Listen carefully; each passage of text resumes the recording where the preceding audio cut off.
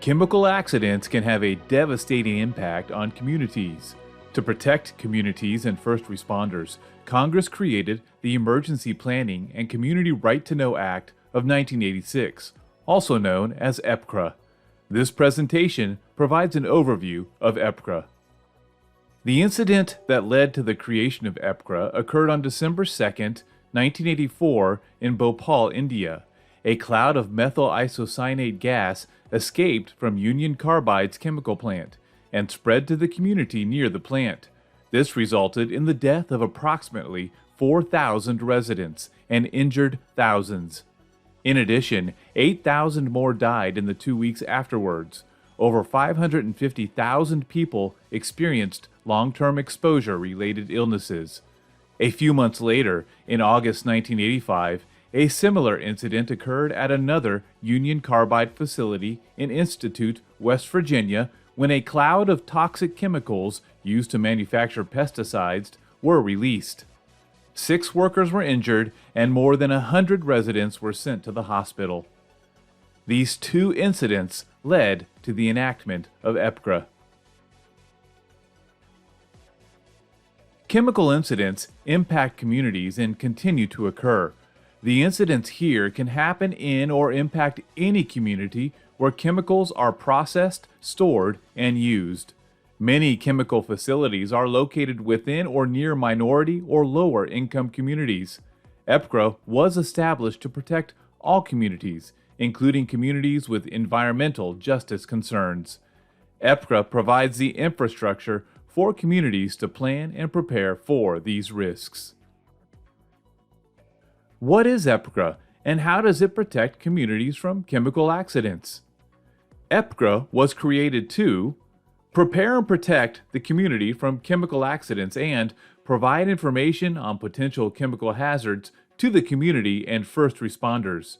It does so by recognizing that local planners and responders are in the best position to understand the chemical risks in their communities and quickly respond when an accident occurs.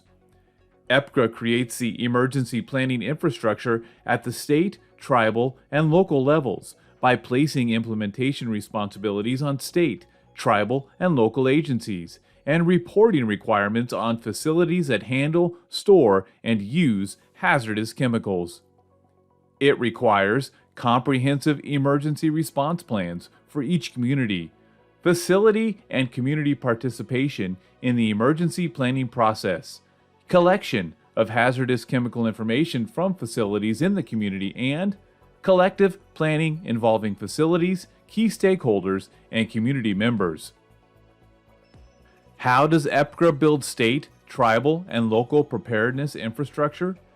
EPCRA requires the governor of each state appoint a State Emergency Response Commission, or SERC, whose member organizations are responsible for implementing the statute. Similarly, the chief executive, often a president or chairperson, of a tribe is responsible for appointing a Tribal Emergency Response Commission, or TERC. SERCs and TERCs are responsible for establishing local emergency planning districts and a Local Emergency Planning Committee, or LEPC, or Tribal Emergency Planning Committee, or TEPC, for each district. These local planning districts are often organized around counties, parishes, municipalities, or hazmat response regions. These LEPCs and TEPCs develop and implement the emergency response plans for their communities. They are comprised of key local organizations and industry, making them full partners in identifying chemical risks in the community and preparing for chemical emergencies. EPCRA creates the opportunity for collaboration among a diverse group of participants who broadly represent their communities by serving on their LEPC and TEPC organizations. Each participant brings expertise that is essential to the development of a comprehensive emergency response plan for chemical accidents. The law expressly states LEPC and TEPC organizations shall include representatives from the following groups: elected state and local officials, law enforcement officials, civil defense workers, firefighters, first aid workers, local environmental and transportation workers, health and hospital workers, community groups, the news media, and owners and operators of facilities handling hazardous chemicals. While participants bring their expertise to the LEPC and TEPC, political officials are responsible for demonstrating the importance and supporting LEPCs and TEPCs. They should demonstrate through leadership that they value community participation and stakeholder coordination to prepare for and prevent chemical incidents. The collaboration among local agencies, states, tribes, and industry is essential to develop a local response plan and inform the community of chemical risks. But leadership is key. Facility owners and operators also play a key role in implementing EPCRA. The law requires industry to report on the presence and accidental releases of hazardous chemicals to the organizations created under EPCRA. As members of the LEPC and TEPC, industry leaders can assist these entities in identifying potential chemical risks and developing a plan to respond to those risks. Local planners and responders who are part of the LEPC and TEPC organizations receive information on the presence of hazardous chemicals in their community to prepare for and respond to chemical releases. Tribal and local elected officials are the shepherds of the planning process and should emphasize the importance of preparedness in support of their LEPC and TEPC. Community members can volunteer to serve as a citizen representative on their LEPC and TEPC and be informed of potential chemical hazards in their community. They can also learn what to do should a chemical accident occur in order to protect their family and place of business. CERCs and TERCs oversee LEPCs and TEPCs.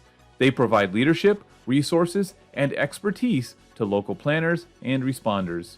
The federal government, EPA, provides national leadership and technical assistance to states, tribes, and local agencies to implement EPCRA. EPCRA has 4 provisions to prepare the community for chemical accidents and provide access to information on the presence and releases of hazardous chemicals. These provisions are emergency planning notification and emergency response plans, emergency release notifications, hazardous chemical inventory reporting, and toxic chemical release reporting. These provisions work together to ensure the community is prepared for a potential chemical accident and the public is informed about the chemical risks in their community. EPCRA protects communities by gathering chemical information from facilities to develop the local emergency response plans and inform the public on the chemical risks in their communities. The sources of this chemical information can be found under 4 main provisions of EPCRA. Specifically, Section 302 provides the basis of chemical information for developing the local emergency response plan by requiring facilities that handle extremely hazardous substances above a threshold planning quantity notify their CERC, LEPC, or their tribal equivalent. As required by the law, EPA published the list of extremely hazardous substances. Currently, there are 355. Section 304 requires facilities to report releases of hazardous substances under the Comprehensive Environmental Response, Compensation, and Liability Act of 1980, or CERCLA, and EPCRA EHSs to the CERC, LEPC, and their tribal equivalent, TERC or TEPC. LEPCs and TEPCs must then update the emergency plan based on actual incidents and the response taken. Section 311 requires owner or operator facilities submit safety data sheets, and Section 312 requires the submission of an annual inventory report, also known as the Tier 2 form, of all hazardous chemicals at the facility. This information is made available to the public via the LEPC or TEPC or CERC or TERC. Section 313 requires facilities to report releases of toxic chemicals by submitting the Toxic Chemical Release Inventory Form, also known as Form R, annually. Local planners and responders, who are also LEPC or TEPC members, are encouraged to review the information submitted by facilities in your community, so you can be informed of the potential risks to prepare for and respond to any incident. A good example of the EPCRA infrastructure at work can be seen in how emergency responders responded to a chlorine leak in Youngstown, Ohio on May 4, 2015. All Youngstown firefighters are required to train monthly to combat a hazmat situation, but some who specialize in hazmat situations, like today's chlorine leak at the water treatment plant on the south side of Youngstown, train even more. They train continuously. We have one 4-hour drill on a Wednesday and one 8-hour drill on a Saturday every month. Training that came in handy when more than 500 gallons of chlorine leaked from a holding tank in the plant. Once I had my hazmat team on scene, I got those guys dressed, they went in, and thank goodness it was a quick fix and everything was taken care of. Mahoning County Deputy Hazmat Chief Savaro Caggiano says his team has trained for a state-required scenario nearly identical to this 3 years ago. We actually, in the hazmat world, did a worst-case scenario of a totally catastrophic release of chlorine. So how bad could this have gotten? If you took a look at the catastrophic sudden release, we were projecting like 8,000 people dead, 14,000 people displaced. Deputy Chief Caggiano says he's thankful no one was hurt. Some businesses in the area of the nearby industrial park were upset they had to shut down for the rest of the day after they were evacuated. We've got the leak, taken care of, but until we get rid of all the product that's left over inside, I'm not going to take a risk in having you people come to work. It's not worth it. The streets that were closed and businesses that were shut down are expected to be back open at 8 a.m. tomorrow morning. In Youngstown, Nathan Hoda, WKBN 27 First News. LEPCs and TEPCs are critical to the success of the emergency planning infrastructure created under EPCRA. They are the key stakeholders in preparing and protecting the community. The main responsibility of LEPCs and TEPCs is to develop the emergency response plan using the information obtained from facilities and update them annually. Evaluate resource needs and implement and exercise the emergency response plan, or ERPs. Receive and disseminate right-to-know information, and manage all information submitted by facilities. This includes information on extremely hazardous substances, accident reports, and chemical inventory information. In addition, LEPCs and TEPCs also have the authority to gather additional chemical inventory information for their own planning purposes. Each member of the LEPC and TEPC organizations must work together to develop and practice the plan, train emergency responders, and inform the public on steps they should take if an accident occurs. At a minimum, the emergency response plan should identify facilities with hazards and affected routes of transportation for extremely hazardous substances, EHSs, describe response procedures, designate community emergency and facility emergency coordinator, outline notification procedures, describe methods for determining release and affected area, describe community and industry resources available for response, outline evacuation plans, describe training program for emergency response and medical personnel, and describe schedules for exercising plans. The responsibilities of the CERCs and TERCs are to provide strong leadership, coordination, technical assistance and training, and work closely with LEPCs and TEPCs to help identify their specific needs and carry out the requirements of EPCRA. As stated before, EPCRA requires each state to set up a CERC and for tribes to establish a TERC to implement EPCRA. Note, if a tribe is unable to implement EPCRA, they can create a Memorandum of Understanding, MOU, for the state to implement the EPCRA program in the tribal region. In some states, CERCs and TERCs were formed from existing organizations as state environmental, emergency management, transportation, or public health agencies. In other states, they were developed with representatives from public agencies and departments, and private groups and associations. It is essential that they maintain a broad perspective and demonstrate leadership to LEPCs and TEPCs. CERCs and TERCs are the architects of the local emergency response infrastructure. EPCRA gives them the authority to create local emergency planning districts within a state and appoint a LEPC or TEPC to serve each of the districts. They should review local emergency response plans annually, making recommendations as they see fit, and also coordinate plans with other emergency planning districts. They must supervise and coordinate the activities of the local committees through regular communication, assist in conducting emergency plan exercises, and offer training for first responders. Similar to LAPCs, CERCs and their tribal equivalent are designated to receive information on the presence of extremely hazardous substances, chemical accident reports, and chemical inventory and toxic chemical releases from industry and make that information available to the public. CERCs and TERCs must also establish procedures for receiving and processing public requests for information collected under EPCRA.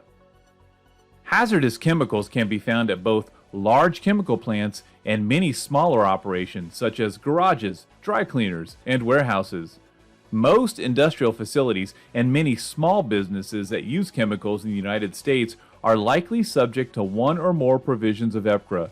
Therefore, facilities have important responsibilities under EPCRA. These responsibilities include identifying extremely hazardous substances present at their facilities, subject to emergency planning, and provide that information to the CERC, LEPC, or their tribal equivalent, TERC and TEPC. Participate in the local emergency planning process, notifying their CERC and LEPC or their tribal equivalent of a release of certain substances at or above its reportable quantity. Reporting all OSHA hazardous chemicals, including extremely hazardous substances, on site to the CERC, LEPC, or their tribal equivalent, and the local fire department. And submitting the toxic release inventory form to the state and EPA. It has been over 30 years since the enactment of EPCRA, and the most significant lesson learned in that time is that preparedness requires participation, ongoing effort, and vigilance by all community members, including political leaders, first responders, emergency planners, and responders. Planners and responders should be aware of the risks in the community and actions they should take during a chemical incident. This was especially apparent during an incident at the West Fertilizer Company in 2013. The following U.S. Chemical Safety Board, or the CSB, animation of the West Fertilizer incident underscores the importance of ongoing preparedness efforts in protecting communities from chemical accident. The West Fertilizer Company was a fertilizer retail and distribution facility in West Texas, 80 miles south of Dallas. There, ammonium nitrate and other chemicals used as fertilizers were stored in a 12,000 square foot building that was constructed of combustible material, mostly wood. The fertilizer storage building was located close to several houses, an apartment complex, 2 schools, a city park, and a nursing home. Inside the fertilizer building, seeds and other materials were stored in rooms throughout the structure. Various types of dried fertilizer and additives for blending were stored in large bins. There was a stockpile of 40 to 60 tons of ammonium nitrate stored between 2 bins on the night of the incident. The main bin contained about 30 tons. Fertilizer-grade ammonium nitrate is stable under normal conditions, but can violently detonate when exposed to contaminants in a fire. Sometime before 7:30 p.m. on April 17, 2013, a fire started in the fertilizer building. Although there were numerous combustible products inside, the CSB was unable to determine the source of ignition or exactly where in the building the fire began. One of the first responders to the incident was a police officer from the city of West who was on routine patrol near the city park. A young man approached him and pointed to the fertilizer plant. The police officer drove to the north end of the plant and observed orange-red flames coming from the building. He notified dispatch that the fire was structural. The West Volunteer Fire Department soon arrived on the scene with 2 engines, 2 brush trucks, and a water tender truck. But inside the building, the fire continued to quickly escalate. Smoke and soot from the fire accumulated on the piles of ammonium nitrate stored in their combustible wooden bins. At approximately 7:45 p.m., the character of the fire changed, most likely due to an opening low in the building, possibly when the fire burned through doors to what was known as the seed room. More outside oxygen rushed in, increasing the amount of radiant heat inside the fertilizer building. The heat was absorbed by the layer of soot on top of the pile of ammonium nitrate, rapidly heating the surface of the fertilizer and making it sensitive to detonation. Outside, the West Volunteer Fire Department sought to extinguish the flames with water. 1.5-inch hoses directed water through sliding doors to the seed room. Other firefighters were in the process of connecting a 4-inch hose to a fire hydrant that was more than a quarter mile away. As the fire grew, the fire chief and assistant fire chief began to discuss whether to withdraw, but it was too late. At 7:51 p.m., 20 minutes after the fire was first reported, approximately 30 tons of the stored ammonium nitrate detonated, causing a massive explosion.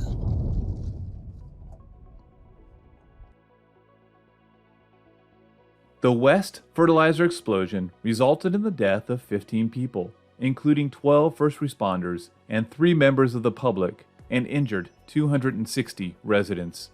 The detonation demolished buildings, including nearby schools, a 22-unit apartment complex, and a 145-bed nursing home, located between 450 feet to 1,263 feet away from the facility. Local planners and responders, who are also LEPC or TEPC members, are encouraged to review the Tier 2 form submitted by each facility in their community and to be aware of the potential risks of all the chemicals to prepare for and respond to any incident. An incident in 2014 that affected a community led to the amendments of EPCRA.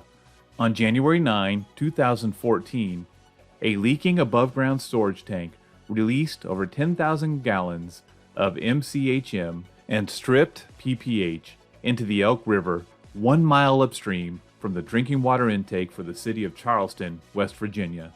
Over 300,000 residents in 9 counties were without water for 14 to 21 days. This incident led to the passing of the America's Water Infrastructure Act of 2018, which amended EPCRA to require community water systems to receive notifications of chemical releases and access to hazardous chemical inventory information. Community water systems are encouraged to join their local LEPC or TEPC to ensure they receive this information. The incidents in West Texas and Charleston, West Virginia can occur in other communities. The emergency planning infrastructure established under EPCRA is in place to protect communities from such catastrophes. CERCs, TURCs, LEPCs, and TEPCs are responsible for maintaining this essential infrastructure and ensuring its success under EPCRA. States are given the flexibility to implement EPCRA as necessary. As most states now require all hazard planning, CERCs and TURCs should ensure that emergency planning for chemical releases required under EPCRA is part of the all hazards planning in your communities. It is imperative that state, tribal, and local government officials support CERC, TURC, LEPC, and TEPC organizations in carrying out their responsibilities to protect communities and first responders from chemical accidents. Here are some in-depth trainings and reference materials on EPCRA.